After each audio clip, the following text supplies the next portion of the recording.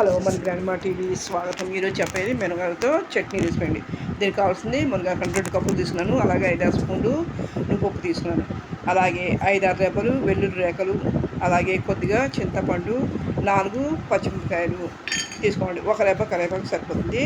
ముందుగా ఇవన్నీ కూడా కడిగి రెడీ చేసుకుని కట్ చేసుకుని టమాటాలు కట్ చేసి రెడీ ఉంచుకోవాలి. తర్వాత బాండి పెట్టి 1 స్పూన్ ఆయిల్ వేసుకుని పప్పుని కొద్దిగా వేయించుకుని ఒక బౌల్లో తీసుకోవాలి.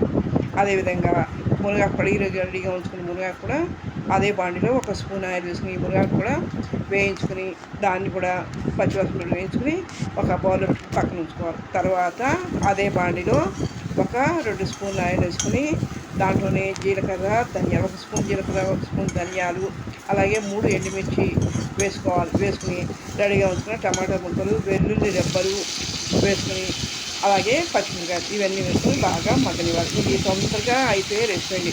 ఒక 10 నిమిషాలు రెడీ అయిపోయే రెసిపీ. ఇదేంటంటే జాబ్ హోల్డర్స్కి, కొత్త బ్యాచులర్స్కి కూడా ఉపయోగపడే రెసిపీ అండి. ఇది ఒకసారి చేసుకుంటే కనుక మడి చేయమంటారు. ఇది వేడివేయడంలో చాలా బాగుంటుంది. అలాగే టిఫిన్లో కూడా చాలా బాగుంటుంది. ఇవి ఏంటంటే వ్యూస్ చూసిన తప్పకుండా సబ్స్క్రైబ్ చేయండి.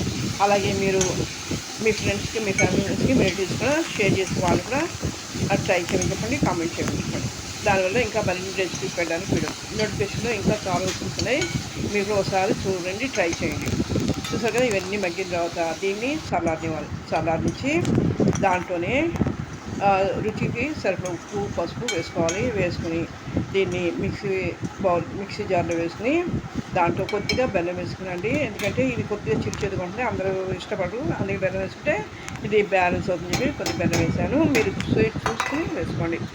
అలాగే దీన్ని మిక్సీ బట్టి దాన్ని ఒక బౌల్లో తీసుకుని ఒక చిన్న బాండిలో ఒక 2 స్పూన్లు ఆయిల్ వేసుకుని శనగపప్పు, మినపప్పు, ఆవాలు, అలాగే కరివేపాకు, జీలకర్ర వేసి కొద్దిగా ఇంగువ వేసుకుని తాలింపు పెట్టుకోండి. ఇది టేస్ట్ చాలా చాలా బాగుంటుంది, గుమ్ములాడుతుంది. ఒకసారి తినంటే మళ్ళీ చేయగలుగుతారు. దాంట్లో 2 సార్లు చేయగలుగుతారు, అంత బాగుంటుంది.